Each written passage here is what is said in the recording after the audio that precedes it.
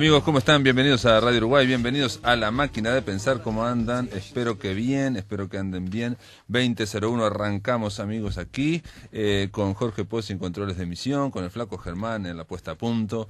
En el último día de La Máquina de Pensar, saben que vamos de lunes a jueves, en una semana, bueno, una semana surtida, ya lo hemos dicho varias veces, y hoy la idea es conversar sobre superhéroes en el cine, también hablar sobre fútbol y literatura con el escritor Luis Prats, sobre todo porque Luis Prats está escribiendo una serie de columnas en editorial Fin de Siglo sobre los destaques del Mundial de Brasil 2014, que por un lado ha pasado, pero por otro lado creo que continúan, ¿no? Continúan sus repercusiones, fue un evento muy intenso, muy fuerte y duró relativamente poco y generó una especie de ola histérica mundial, ¿no? Y repercusiones. Aún en Argentina sigue generando, hay serias polémicas, polémicas a nivel mediático, ustedes ya lo conocen, entre los cánticos alemanes de la selección alemana, en fin, que aparentemente pueden ser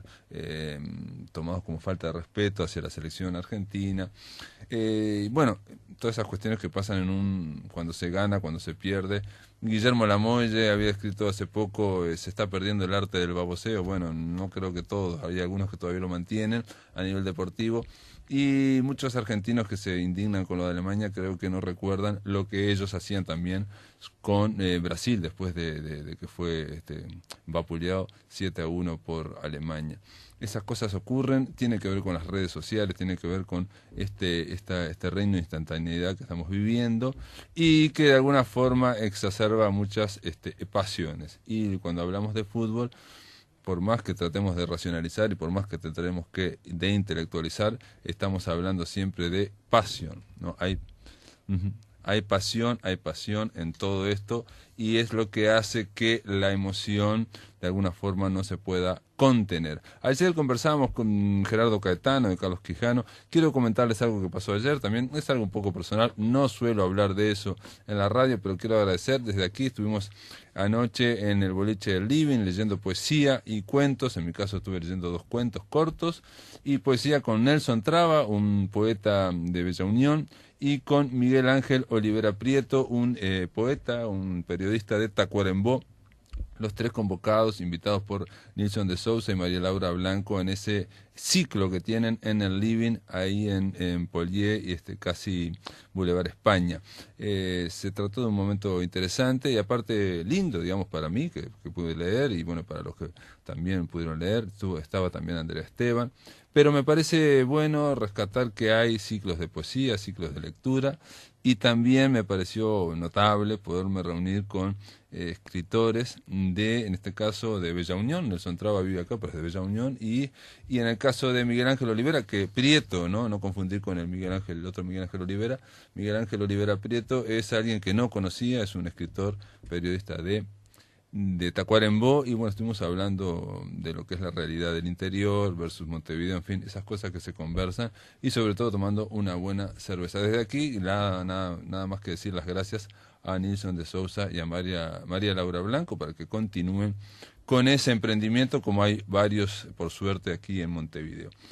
Amigos, también decirles que ayer conversamos sobre Carlos Quijano con Gerardo Caetano. Creo que estuvo interesante y creo que fue corta la charla, mereció haber Gerardo poder seguir conversando, poder extender ese pensamiento, desarrollar ese pensamiento que tiene en torno a un hombre como Carlos Quijano, que se hace denotar su ausencia, su carencia, o hay una carencia, creo yo, en el pensamiento político uruguayo en cuanto a perspectiva, a ver las cosas con visión de futuro a 10, 20 años, y Gerardo Caetano añadía una cosa muy importante, con retrospectiva también, porque Quijano era alguien que sabía, conocía extensa y profundamente la historia y la tenía en cuenta para tratar de ver los límites que tiene el futuro, ¿no? Porque el futuro nunca es ilimitado, sino que tiene límites.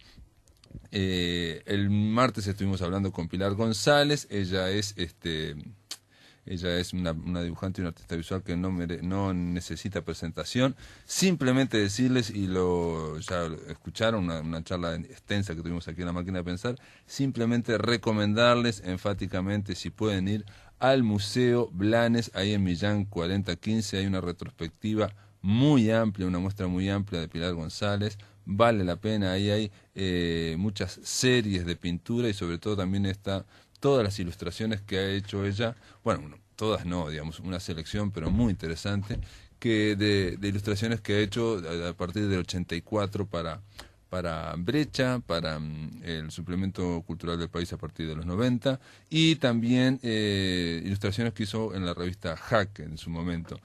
Vale la pena porque Pilar González tiene un estilo impresionante y sobre todo muy personal. Y no siempre hay una muestra de pintura tan accesible, con tanta fuerza, con tanta facilidad para entrar en ese mundo alucinante de Pilar González.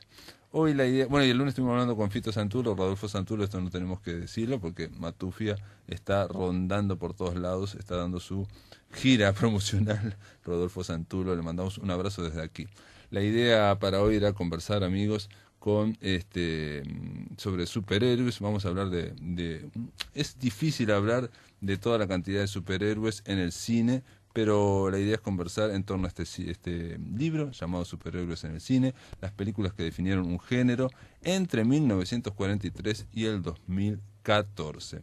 El libro está escrito por Matías Castro y lo que intenta es de alguna forma hacer un relevamiento de cómo este género, el género no sé si es un género realmente, de las historietas de superhéroes, es muy específico, no estamos hablando de todo el cómic en general, fue ingresando de a poco en lo que era el mundo cinematográfico, que no ingresó tan fácil y no ingresó tan directamente. Hay que esperar hasta 1978, por ejemplo, para que se vea la primera película de Superman en una calidad mayor, en una calidad, digamos, de mainstream, en Hollywood, con un gran presupuesto y bueno, con aquellos 10 minutos de Marlon Brando haciendo de el papá de Superman. Me enteré ahí leyendo el libro que por esos 10 minutos, bueno, cobró $3 millones Superman y sobre todo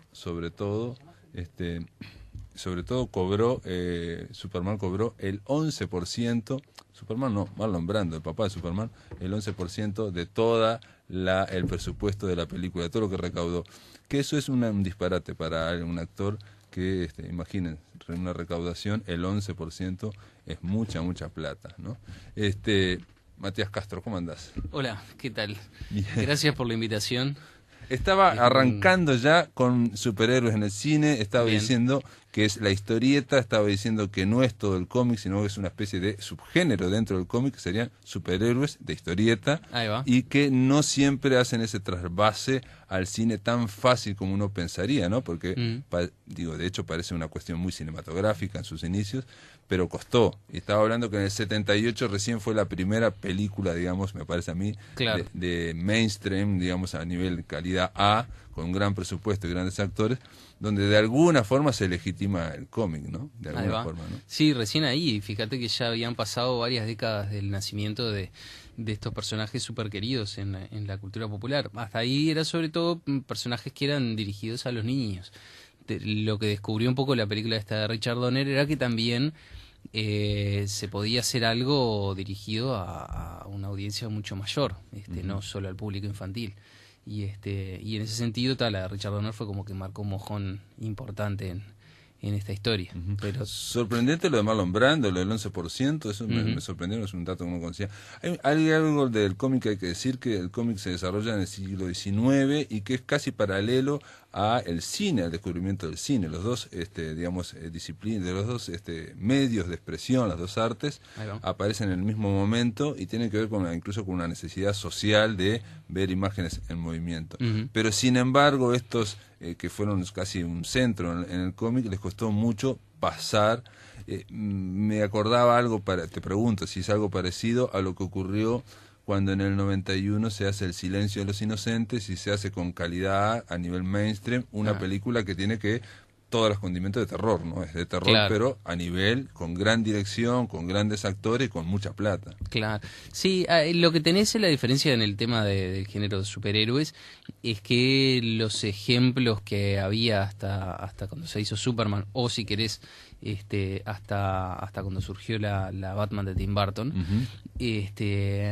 los ejemplos de películas de superhéroes eran contados con los dedos de la mano, malos o buenos, con poca plata, mucha Serie de plata, pero eran televisión re había, poquito. ¿no? En Y televisión sí. claro, ahí va, pero lo que es en trabajo cinematográfico, así, con un director atrás, con, no sé, como un trabajo más o menos autoral. No, y de eso. guión y con los mejores con- técnicos, porque exacto. el cine tiene que ver, la plata, cuando hablamos de plata, tiene que ver con los técnicos calidad A o Claro. calidad Z, ¿no? Exacto. Es así, Sí, ¿no? sí, sí, sí. Entonces ahí es todo esa parafernalia para hacer... yo no sabía, en la primera película de Superman ya se planteaban de que tenía que haber un elenco de figuras importantísimas. Sí, sí, sí, de hecho estuvieron buscando un montón, probaron montones de actores en realidad antes de dar con Christopher Reeve, que de hecho Christopher Reeve había quedado fuera de la selección y al final cayó como medio por defecto, lo retomaron digamos por defecto, pero sí, fue un proceso largo. Lo que toma el libro sí es justamente eso, ¿no? Del universo de de los cómics, Ujú. son los superhéroes como tema, que desde mi punto de vista a esta altura son un género. Claro. Más que hablar de adaptaciones de historieta en general, que hay montones, el tema de los superhéroes y la forma como se plantea esta clase de personajes frente al público, tiene las suficientes características como ya para definir un género cinematográfico como era el western hace varias décadas y demás. Entonces, bueno, el libro se para un poco sobre esa base, ¿no? No solo recorre las anécdotas curiosas de las películas, sino que la idea es un poco trazar cuáles son las líneas que definen al género. Ujú. También lo que habla el libro es de ese proceso donde hay éxitos y hay muchos fracasos, más de lo que uno esperaba también, ¿no? Sí, sí, sí, sí. Digo, para esta calidad fracasos primero, ¿no? comerciales Sí, y sí, fracasos de calidad hay montones. Tenés uno reciente que es el de Linterna Verde, que es una película que se hizo con toda la plata del mundo, Ujú. con actores muy cotizados, con los mejores efectos y lo que quieras, y al resultado es terrible. Incluso, aunque vos en abstracto si extraes un montón de elementos que tiene, debería ser una buena peli, pero En digo, conjunto no funciona. pero no funcionaba, ¿viste? Era una Sin película embargo, sin, yo me hecha sin ganas, me acordaba de parecía. la serie Linterna Verde y me gustaba mucho, que trabajaba Bruce Lee, ¿no? Trabajaba, no era No, es el Avispón Verde. el Avispón Verde. No, claro, el no. Avispón Verde, sí. Ah, sí, porque claro, porque del Avispón Verde también hubo una película hace poco. sí. Sí. No, Sí, estoy confundiendo. claro, Linterna Verde es la que se hizo con, ¿cómo se llama? Ryan Reynolds. Sí. Y La vi, esa es mala, me gustó. Sí, me gustó. por eso, ¿viste? Y está hecha con todo el despliegue del mundo. Y incluso los que más conocen y quieren al personaje te dicen que hay un montón de cosas tomadas de las historietas como con mucha fidelidad y demás. Pero hay algo ahí de la química de la película que no funcionó. no tenía atractivo. Bueno, También fue uno de los fracasos. tiene que ver dentro de ese género, si existe ese subgénero de historieta, de películas de superhéroes, que eso va evolucionando, no está estático, y me parece que un paso dentro de ese proceso era, por ejemplo, este que estamos hablando, de la Linterna Verde, que es tratar de poner un superhéroe antipático, ¿no? Un superhéroe que tiene que es políticamente incorrecto, que es ¿no? Es antipático, no genera química. Claro.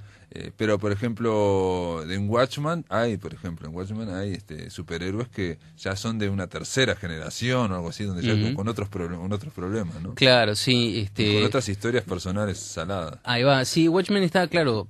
Ese es todo un ejemplo en realidad, porque es como un enfoque en clave realista, si querés, de superhéroes, una historieta que bueno, es considerada como de las mayores obras del mundo del cómic en el siglo XX, y la adaptación al cine era todo un desafío que de hecho se peleó durante años. El autor del cómic original no quería que se hiciera. Alan Moore, ¿no? Alan Moore, exacto.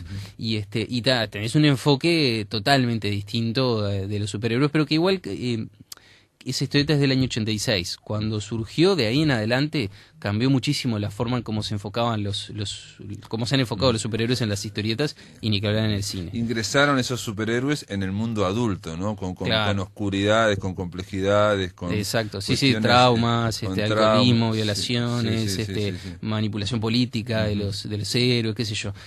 Había un montón de cosas que estaban mal. Hay casi en el pasado una violación, ¿no? Exacto, de un superhéroe a una superhéroe. Ahí va. A una superheroína. ves como te da están trabajados como si fueran gente de carne y hueso. Exacto. ¿No? Con que llega a esa posición de poder frente a la sociedad. Y eso es una de las cosas interesantes. La adaptación que hizo Zack Snyder hace pocos años es como un ejemplo súper interesante, me parece a mí, de adaptación, de traslación de un medio a otro.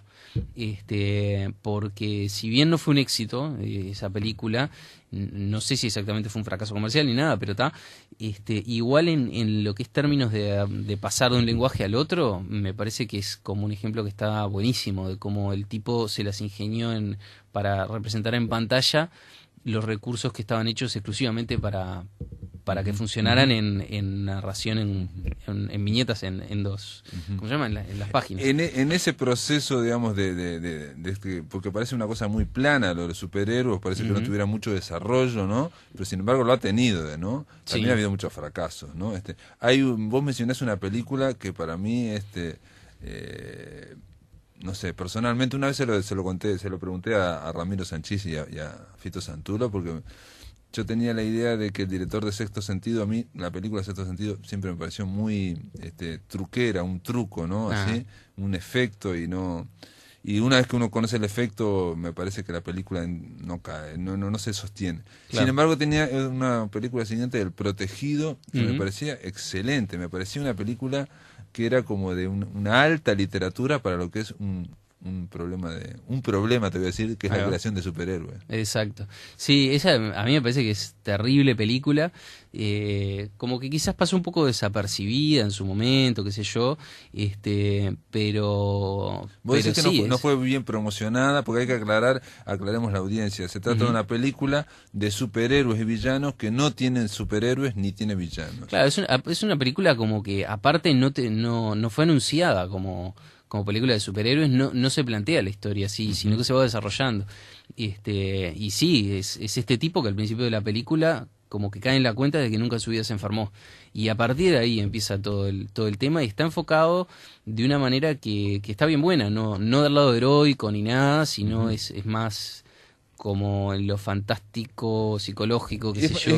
Tiene que ver con lo existencial. El hombre descubre que no se enferma y aparte descubre que hay una especie de villano o lo que fuera que está obsesionado con él. Entonces, esa obsesión, ese odio que él no sabe por qué tienen hacia él, yo soy una persona normal, va generando una serie de situaciones por la cual él va descubriendo quién es. Claro. Y ese hombre normal va descubriendo que no es normal al final, sino que es un superhéroe. Claro. Y sí, me parece que en ese caso de alguna manera tenía una vuelta de tuerca, con todo el hallazgo que hay hacia el final, pero lo que pasa que quizás tiene más sentido que la vuelta de tuerca final de Sexto Sentido, que era el truco ese del que todo el mundo habla. Claro, es solamente ese truco, claro, porque aparte sí, tiene una cosa como más funcional dentro de la historia y tiene como más lógica de la evolución del personaje. Claro. Pero sí, es un buen ejemplo, es un trabajo original, ¿no? Que no nace de una historieta. No nace de una historieta, pero digamos, nace de ese universo de los superhéroes, de ese género, e intenta aportar un ángulo. Vos decís ahí, que yo no sabía, es que cada una de las escenas tiene que ver con un encuadre de historieta, o que tiene, ¿no? Intentó inspirarse en o sea, ahí está, digamos, una película de calidad, digamos, en cuanto a un cuidado y muy pensado en el guión, cosas que uno no se da cuenta, ¿no? Uno va y disfruta la película. Sí, Shyamalan lo que tiene es que es un director que, si bien las películas de él han ido de mal en peor, pues arrancó bien con Sexto Sentido y eso, pero después ha sido cada vez más vapuleado el tipo. igual es un loco que me parece que es un capo en el tema de las imágenes, del uso de la composición, de las cosas que muestra, lo que genera. Me parece que está buenísimo. Bueno, El Protegido, ni que hablar, que tiene unas imágenes espectaculares. Pero hasta las peores películas de él, como esta de que la naturaleza se revelaba y empezaba a matar a los seres humanos con una especie de virus. No, no me acuerdo, pero hay una sirena ahí o algo. Había una sirena, sí, que era un cuento infantil que el loco le había hecho a los hijos. Pero claro, vos ves las películas y capaz que en los argumentos y hasta las actuaciones son terribles, pero sin embargo hay imágenes que tiene que están bárbaras. Claro. Pero es una cosa que el loco hace. Pero bueno, ese fue el único ejemplo en realidad de Shyamalan, de El Protegido, la única vez que se metió con lo el recomendamos de aquí, aprovechamos. Ahí va. Amigo, estamos hablando de superhéroes en el cine, es un libro que recién editado por Matías Castro, está editado en De Bolsillo, las películas que definieron un género, 1943-2014. Después de la pausa, continuamos aquí conversando con Matías Castro. En el aire de Radio Uruguay, La Máquina de Pensar.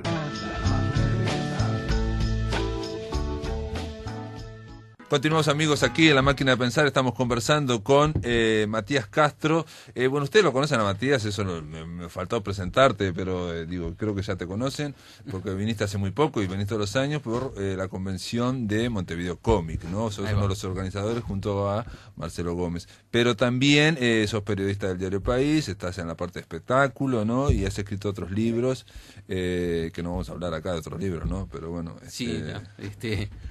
Pero sí, sobre uno temas de los juegos infantiles, y uno que no, el Bernardina la de Tormenta, que eso no lo vi nunca, que es una historieta. Debe ser, una reconstrucción del Éxodo en formato historieta. Ajá. Y bueno, después una investigación sobre la historia de Dionisio Díaz.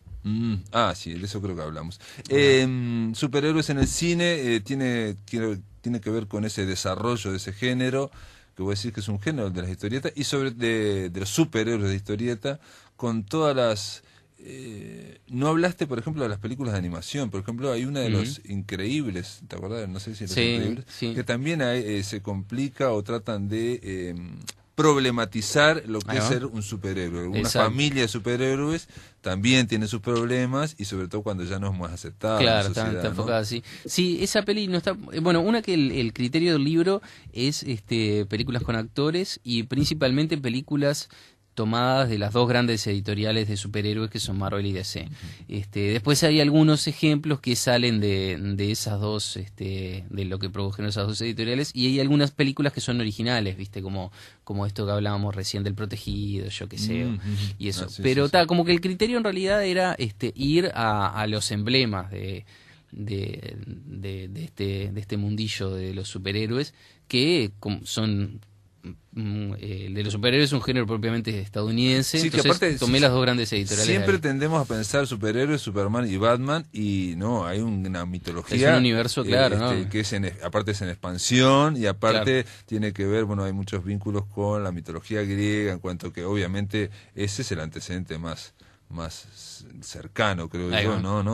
Me acuerdo de haber visto en un documental a Stan Lee, que Stan Lee es el tipo que está en todo también, ¿no? Parece, ¿no? Es como un succionador de ideas ajenas ahí, pero la lleva a cabo, la realiza. Sí. Él decía que los hombres X o los X-Men era como un nuevo paso en la evolución del superhéroe historieta. ¿Por qué? Y porque él quería aparentemente hacerlo, porque estaba harto de hacer... y eso tiene que ver con la narración, ¿no? Estaba harto de hacer superhéroes en los cuales había que contextualizar y explicar por qué tenían determinados poderes. Entonces pensó, ¿por qué no hacer uno donde todos tengan superhéroes, todos tengan poderes y no haya que explicar nada? No hay que explicar por qué tienen superpoderes. Y cada uno tiene uno distinto y chau. O sea, y arrancar de ahí es otro paso más, ¿no? Claro. Sí, bueno, lo que hizo Stan Lee, y sus colaboradores, porque, digamos, el tipo es el que ha pasado a la historia y el que es como una celebridad, pero los colaboradores de él fueron súper importantes en todo esto. Y lo que hizo Stan Lee, en realidad sí fue como un quiebre en su momento, ¿no? Por eso de crear superhéroes... A demanda, y claro, sí, y cambiarles como un poco el foco, ¿no? Problematizarlos, si querés, sacarlos de esa cosa del personaje que era más tipo héroe del Más Olimpo, plano, digamos. plano, y bueno, lo llevó como a cierta adolescencia, si querés, en la historia de la evolución del medio. La adultez Viene con de los Alan Moore. superhéroes, claro, es más de los 80, más a partir de esa etapa. Alan Moore Pero y Frank Miller. Y también Frank Miller, que sería. son las dos cabezas de esos cambios que se dieron en esos años. Después hubo montones de... Mencionás a 300, me sorprendió que mencionaras a 300 porque digo, superhéroes, no. Y después mencionás a la trilogía de Matrix. De Matrix, sí, son los dos ejemplos que en realidad están puestos un poco para pelear al que le pueda gustar el tema, porque la idea era, nada, plantear ahí por qué podían ser incluidos si no de superhéroes no tienen nada, tanto los protagonistas de Matrix como los espartanos de 300. El tema es cómo fueron enfocados sobre todo visualmente por los directores, y entonces el tema de 300 tiene eso. El tipo... Bueno, pero son héroes y es una cuestión épica, ¿no? O sea, sí, lo que pasa es que, claro, el término héroe, viste, que es como súper amplio, Claro, entonces claro, lo aplicás claro. a Sí, cualquier sí, cosa, correcto. duro de matar, yo que sé, entra ahí. Claro. Y No tendrían superpoderes, ¿no? En el caso de Claro. Neo de Matrix, sí, en un momento toma. Exacto. Pero vos lo que decís de alguna forma que están jugando con esa imaginaría, en ese mundo imaginativo de que es un mundo mítico, ¿no? Es Claro. un mundo mítico, y planteas una frase que yo no conocía del western, que el western cuando nació junto con el cine, el western como género fundacional del cine, de alguna forma era eso, un hombre con la pradera, con el paisaje, un mito, ¿no? O sea, algo mítico, no era Ahí algo va. real, no querían dar cuenta Claro. del éxodo que pasó allá en Estados Unidos, ¿no? Exacto, sí. Claro, y bueno, eso es un poco una de las cosas que puede tener en común como sucesor de ese género. El tema de la construcción de mitos. La diferencia es que, bueno, en el western supuestamente se desarrollan las historias sobre una realidad histórica y sobre una verdad más o menos histórica realista, que uno supondría que podría haber pasado así, pero claro, después lo ves a la distancia y ves que te construyen un lejano oeste todo totalmente construido, mitológico. Inventado por, Claro. entre otros, John Ford, inventado. Ahí ¿no? va. Sí. Y en las películas de superhéroes, claro, la diferencia es que vos no partís de nada que haya existido realmente. Claro. Entonces, salvo cuando en algunas películas cruzan a los, no sé, X-Men primera clase, que fue la anterior de los X-Men, que por ejemplo ahí los cruzaban con la crisis de los misiles de Cuba. Está el tema de los mutantes y todo eso. Y pero los personajes en sí no existían, no se estaban refiriendo a nada que haya existido en la realidad. Y esa es como la diferencia. Es un mito que se construye de forma distinta. Pero no deja de ser un mito cinematográfico. Claro, en el caso de, por ejemplo, de Batman, es un personaje que va adquiriendo, a tener una larga trayectoria y ha adquirido, creo yo, al final más densidad, ¿no? Con Claro. Christopher Nolan, sobre todo, Y sí. que ahí está el tema, digamos, de la narrativa, ¿no? O sea, Claro. generar, no de basarse en la aventura del personaje, sino en la complejidad interior, ¿no? Y sí, y bueno, ahí lo que, ya que decía lo de Christopher Nolan, ahí ves como lo interesante que tiene el personaje que permite montones de aproximaciones distintas, porque si vos pensás en lo que era el Batman de Adam West en los años 60, que era súper humorístico, el Batman con pancita, que Sí, todo el mundo tipo dice, pop, ¿no? tipo pop, y con un humor absurdo, así, que estaba buenísimo. Después ves el Batman que hizo Tim Burton, que era gótico, oscuro, qué sé yo, y los Batman más de los 90, los que hizo Joel Schumacher, que eran muy estridentes y mucho neón y cosas, y esto de Christopher Nolan son encarnaciones totalmente distintas del mismo personaje y que te muestran como el potencial, que no es solo estético, porque ponele en las últimas de Christopher Nolan, viste todas las polémicas que se armaron sobre el significado que podían tener las películas y si eran películas pro capitalismo, anticapitalismo, o pro-violencia, ¿no? Pro-violencia, antiviolencia, fascistas, ¿no? ¿no? Exactamente, entonces que dividieron aguas. Y bueno, eso es lo que me parece que está buenísimo del personaje, como que se presta para lecturas súper distintas. ¿Y cuál te parece? Digo, obviamente a vos te fascina, digo, más allá de esto nadie te mandó ni te comandó a que hagas un relevamiento de todo, ¿no? Claro. Sino que simplemente esto es el fruto de una fascinación, ¿no? O sea, ¿no? Ya que estoy fascinado por esto, hagamos Ya que esto. me ¿no? sí, Claro. sí. Y ¿qué es lo que te parece en tu caso, bueno, que te deja no es que te tenga que dejar algo, Ajá. ¿no? Pero me refiero a ¿por qué crees vos que te gusta más superhéroes y no el western, por ejemplo, no? O no sé, el film noir, no sé. Digo, Claro. algo que no te gusta, o las comedias musicales, no sé, Ah, claro. algo que no te gusta, algo que no te gusta. Ahí va. No, sí, en comparación no sé con qué cosa comparártelo, porque ni siquiera, no tengo drama ni siquiera con las películas románticas, pero sí te puedo decir que una de las cosas que me gusta descubrir en cada película de superhéroes que veo es cómo se las ingenia el equipo de la película, tanto el director, guionista, actores y todo, para tomar un concepto súper arraigado en las historietas y convertirlo en una historia que dura 2 horas y que tiene que ser creíble a los ojos de un público que no lee historietas. Ah, Es claro, el, sí, sí. el grueso del público que va al cine. Sí, sí, el 80%, 90%. Claro, sí, que no, van a ir no porque se Capitán leyó. América tiene acción, Sí, efectos sí, sí, especiales, sí, pero sí, no sí. van a ir por... No leyeron en su vida Capitán América. No leyeron Thor, por ejemplo. No leyeron Thor ni Aunque nada. esté Anthony Hopkins o que esté dirigida por Kenneth Branagh, tampoco van por eso. Claro, es como tal, cumplen una función como entretenimiento. Y el tema es que, viste que vos en el cine tenés que hacer como un pacto de suspender, ¿cómo es que le dicen? Suspender la credulidad. Sí. La suspensión de la Y, de la credulidad. y en este tema es... perdón, la suspensión de la incredulidad, ahí va. Correcto. Y en este tema es como re fácil, en realidad, quedar incrédulo ante lo que ves, porque si ves a un tipo que está saltando por las paredes de Nueva York y trepando por los edificios con un traje extraño, es fácil quedarse como distante con eso. Entonces, la gracia de esto es ver cómo un director, un actor y un guionista toman esa idea y lo hacen creíble y ganchero. Digo, te estoy escuchando y me acuerdo como una vez yo hace mucho le planteé a alguien, porque me gustaba mucho el cine, pero no me gustaban los westerns increíblemente, y me dijo, mira, la gente que realmente le gusta el cine, después es la que le gusta los westerns. Entonces entonces yo decía, pero ¿por qué? Yo, ¿no?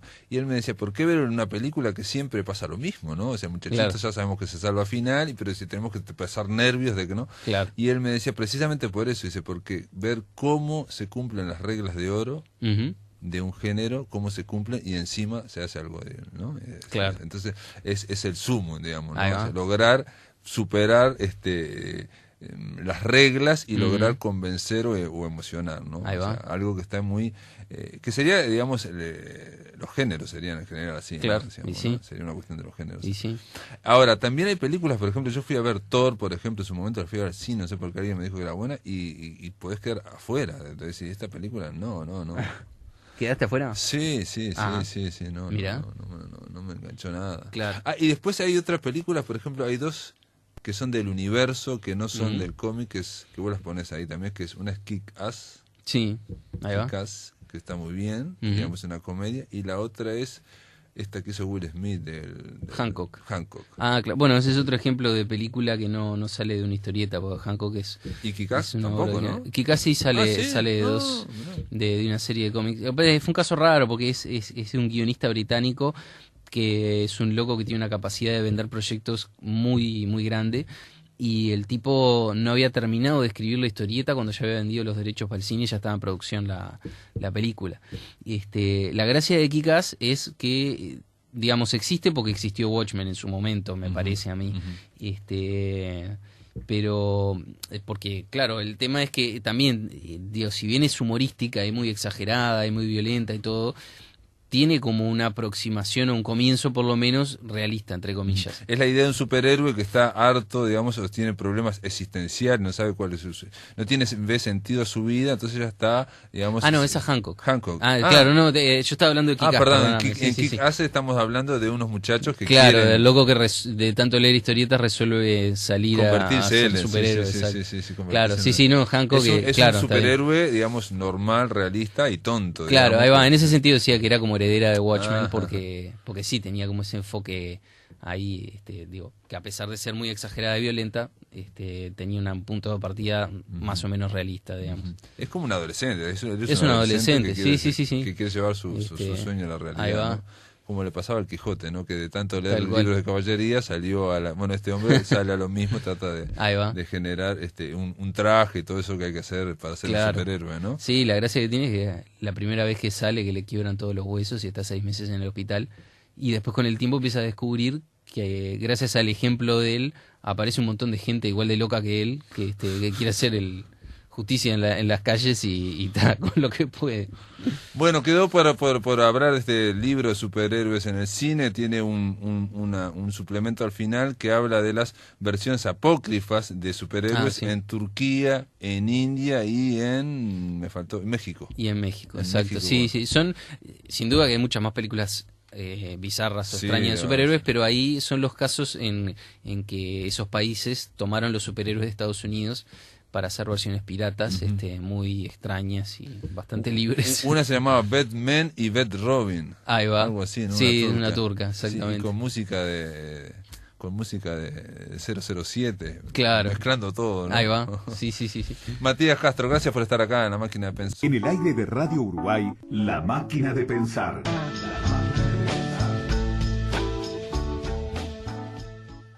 Muy bien, amigos, ahora en La Máquina de Pensar vamos a darle el paso al fútbol. Lo dijimos, empezamos esta semana hablando de fútbol y literatura y terminamos hablando de fútbol y literatura. Hablamos el lunes con Luis Fernando Iglesias y con Rodolfo Santulo, bueno, en torno a esa novela que acaba de salir, Matufia, que tiene que ver con el caso, bueno, el atentado ficcionalizado, novela que sufrió el periodista Gavito. Y ahora vamos a darle la bienvenida a Luis Prats. ¿Cómo andás, Luis? ¿Qué tal, Pablo? ¿Cómo estás? Buenas noches. Buenas noches. Luis Prats es un hombre que, bueno, entre otros escribió la Crónica Celeste, fue presentada, ha tenido muchas ediciones, muchas versiones ampliadas, también has publicado otros libros, y siempre en torno, digamos, no siempre en torno, ¿no? Pero bueno, en este caso te llamamos por eso, al fútbol, y bueno, un hombre que también está entre libros. Y una de las cosas que haces, Luis, y nos llamó la atención, son los artículos muy breves dentro de Fin de Siglo, ¿no? En la página de Fin de Siglo. El último es 7 paradojas del Mundial de Brasil 2014. Sí, es una colaboración que me pidieron de la editorial durante el Mundial y bueno, la acepté gustoso porque me parecía interesante comentar cosas porque acontecimientos tan grandes como un Mundial de fútbol siempre dan tema para charlar, ¿no? Y aparte, digamos, es un poco el sueño del pibe, de todos nosotros espectadores de fútbol, de deporte, poder, ¿no? Ordenar las ideas, verterlas, escribirlas en blanco sobre negro, ¿no? Sí, claro, bueno, uno trata de, en todo este barullo que hay de comentarios y ahora se agregan también las redes sociales, a los medios tradicionales, uno trata de dar también su opinión, que a veces puede ir o no en la corriente mayoritaria y otras veces, bueno, uno busca también dar un perfil distinto a lo que uno opina, ¿no? Luis, mencionaste el tema de las redes sociales, es obviamente que este evento un mundial siempre es un evento corto, es un campeonato corto, muy intenso, digamos, el que juega más juega 7 partidos, si no, normalmente se juegan 3 y te vas a tu casa o 4. En este caso se amplía esa intensidad de juego, esa intensidad de todo, del primer nivel, con las redes sociales y con cierto casi histerismo de las redes sociales, ¿no? O sea, cuando pasó lo de Luis Suárez, se dijo a las 24 horas siguientes que en Inglaterra eso fue una cosa, y en Brasil también hablaban, bueno, colegas nuestros, como Álvarez de Ron, recuerdo, que decía que al otro día era difícil ver el gol de Godín, ¿no? Porque era todo 24 horas en torno a Suárez. ¿Cómo viste con respecto a otros mundiales eso? Vos mencionás, Sí. A ver. Sí, por supuesto, es un fenómeno que viene creciendo y que va hacia algún lugar, aunque yo no sé hacia dónde, ni creo que haya mucha gente que sepa, ¿no? Justo recuerdo de este mundial un chiste, creo que publicado en la prensa argentina, que mostraba un grupo de gente mirando un partido con el televisor encendido adelante, pero nadie lo miraba porque todos estaban ocupados en seguir los tweets de otras personas, ¿no? Y justo en ese momento en la pantalla muestran que hay un gol, pero nadie lo vio, entonces enseguida todos se enteran qué pasó a través de otros tweets, Twitter, ¿no? sí. Me parece que es un poco exagerado y es como que estar demasiado metido en eso nos saca de otras formas de enterarnos y de seguir la realidad, ¿no? No, y sobre todo de dar rienda suelta a algo que yo decía al principio del programa, de que cuando escribimos o leemos sobre fútbol, leemos grandes razonamientos, razonamos todos, tratamos de, en el discurso por lo menos, disfrazar o vestir algo que en el fondo es sentimiento, es pasión. Entonces es muy difícil de controlar. Vos en estas 7 paradojas mundiales decís, la FIFA organizó en Brasil el mundial más exitoso en términos de recaudación, de repercusión global, yo añadiría, digamos, en términos futbolísticos también, pero su imagen está cada vez más manchada.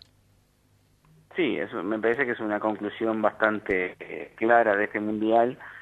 Nunca la imagen de la FIFA estuvo tan afectada por cosas que pasaron en el propio Brasil o cosas que venían de antes. Por ejemplo, la elección del Mundial 2022 en Qatar, en pleno verano con temperaturas superiores a 50 grados y que ya mismo están causando la muerte a muchos trabajadores extranjeros que fueron a construir los estadios y que aparentemente, según algunas denuncias, no tienen ninguna protección social, ni laboral, ni ningún derecho. Y la FIFA ante todo eso está haciendo la vista gorda, ¿no? Uh-huh. Aparte, bueno, lo que pasó con Suárez como ejecutado en la plaza pública y después desterrado por una acción, mientras dejaban pasar otros tipo de agresiones, sí, un castigo, o de jugadas poco deportivas, ¿no? Un castigo por una acción, digamos, que se plantea que es un castigo simbólico como ejemplarizante, pero que ha llegado a niveles que uno no pensaba ni siquiera en el propio Mundial, digo, ¿no? Esto que está ocurriendo ahora en Barcelona, de que no se pueda ni presentar al jugador, que no pueda pisar una cancha, que no se lo pueda nombrar casi, es una cosa increíble, ¿no? Es una sanción que no tiene antecedentes, porque hubo jugadores suspendidos por muchos partidos, por varios meses, por un año, incluso al arquero chileno Rojas se lo radió del fútbol por simular una agresión, pero nunca esas sanciones tuvieron ese tono de desterrar al infractor y prohibirle todo como si fuera una persona apestada que hay que alejar del resto de la gente. Uh-huh. Cuando se plantea que las sanciones siempre son un poco también para rehabilitar. Vos incluso terminaste hablando de Rusia, ¿no? De de un mundial que termina muy manchada la FIFA, vamos a ir a otro mundial donde el esquema, bueno, claro, aquí a 4 años, geopolítico está muy complicado. Hoy mismo acaba de ocurrir en Ucrania una cosa terrible, se bajó un avión, digamos, de 295 personas, murieron porque aparentemente querían bajar el avión de Putin. Sí, la situación geopolítica en esa zona del este de Europa está muy caliente y la propia situación interna también en Rusia no es de las más adecuadas para uno organizar un campeonato que se supone atrae a miles de turistas y de hinchas que quieren ver una competencia deportiva, ¿no? Hay denuncias de persecución a los opositores, de persecución a homosexuales, de también una corrupción muy grande. Entonces, uno no imagina una fiesta deportiva en un entorno así tan controvertido. Uh-huh. A la misma vez, digo, no podemos hablar de todo, pero en Argentina se están movilizándose a nivel mediático por una especie de festejo que hubo en los alemanes, que supuestamente burlándose de la selección argentina, en fin, y se llegaba a un extremo tremendo a nivel mediático, ¿no? Comparando con los nazis, no sé qué. Me parece que es una exageración muy grande porque esa burla podía ser desafortunada, pero me pareció una cosa bastante tonta en realidad. Parecía uno de esos chistes que a veces se le atribuyen a los alemanes, ¿no? Uh-huh. Chistes con muy poca gracia, ¿no? Sí, como si fuera la música militar a la música. Sí, no, o la justicia militar a la justicia. Esos viejos chistes de alemanes, ¿no? Sí. Y me parece que eso no ameritaba los calificativos de nazi, por ejemplo, uh-huh, teniendo en cuenta que es una selección que la alemana, que en algunas actitudes demostró que tiene jugadores pensantes, jugadores con capacidad para solidarizarse con situaciones graves de otras personas, y que al final de cuentas tuvo un comportamiento muy bueno durante el Mundial. Más allá del resultado deportivo, ¿no? Siempre ahí aparece de trasfondo, me parece a mí, el tema de saber perder o no saber perder, digo, ¿no? Porque también la indignación argentina me parece que olvida lo que los propios argentinos decían de los brasileros 2 días antes, o 3 días antes, o una semana antes a nivel mediático, ¿no? Esas burlas. Vos mencionás, entre otras cosas, para ir culminando, ¿no? Brasil fue el mundial que hubo más goles, se igualó el récord de goles de Francia 98. Sin embargo, fue el mundial de los arqueros, es una paradoja, ¿no? Hubo muchos goles, pero hubo grandes arqueros. Sí, fue una cosa bastante curiosa, ¿no? Porque, digamos, más de la mitad de los equipos tuvieron en sus arqueros a una de sus principales figuras, ¿no? Alemania, Argentina, en el caso de Holanda, aparte de 2, porque estuvo el que entró para atajar los penales frente a Costa Rica, mismo el arquero de Costa Rica, en general el nivel de los arqueros fue bastante bueno, entonces eso es un poco contradictorio con el resultado en las redes, pero bueno, el fútbol también permite esas contradicciones. Esas paradojas. Nada, Luis Prats, un minuto final simplemente para que me comentes cómo viste a Uruguay, cómo ves el futuro de este fútbol uruguayo tan complejo, con complicaciones institucionales tan grandes como las que tiene, bueno, donde no se sabe si Tabárez va a seguir o no. Sí. Bueno, lo de Uruguay fue un caso un poco atípico, porque en las últimas, digamos, décadas nos habíamos acostumbrado a que las actuaciones en los mundiales eran bastante deficitarias y breves, ¿no? Sí. A volver enseguida, digamos. Sí, nos volvíamos enseguida. Sudáfrica 2010 marcó una excepción bastante notoria. En cambio, en Brasil, si bien el regreso fue, digamos, un poco antes de lo previsto, antes de ese regreso pasaron cosas muy intensas, ¿no? Claro. Porque los triunfos sobre Inglaterra e Italia fueron victorias sobre equipos de renombre, habitualmente poderosos, ¿no? Hacía 44 años que no le ganamos a una selección europea, le ganamos a 2. Y le ganamos a 2 en 5 días, ¿no? Y aparte se produjo la situación de Suárez, que produjo una especie de sublevación de todos los uruguayos ante lo que se consideró como una injusticia por lo que estamos hablando, ¿no? Y en la selección fue una conmoción, digamos, eso no se puede evitar. Y a la selección terminó afectándolo, ¿no? Sí, es indudable que le afectó tanto anímicamente como deportivamente, ¿no? Entonces quedó también esa interrogante eterna de qué hubiera pasado con Suárez en plena capacidad y en todos los partidos. Y por otro lado, vos me preguntabas por el tema del futuro. Bueno, el futuro, uno ve que Alemania llegó a campeón después de hacer un trabajo de 10 años de fortalecimiento de los equipos juveniles, de mejoramiento técnico, de adaptación a las nuevas formas de jugar. Y bueno, es algo que acá en Uruguay también se intentó hacer en el proceso comandado por Tabárez, ¿no? Por supuesto que aquí tenemos otras limitaciones de presupuesto, de cantidad de jóvenes para elegir, porque en Alemania deben elegir entre millones de aspirantes y en Uruguay se elige entre un puñado de jugadores, ¿no? Miles. Pero más o menos se logró durante estos años tener una cierta organización que trabajó bien en los juveniles, que buscó un equipo que se adaptara a lo que era la competencia actual en el fútbol mundial, y pienso que si los problemas económicos o las discordancias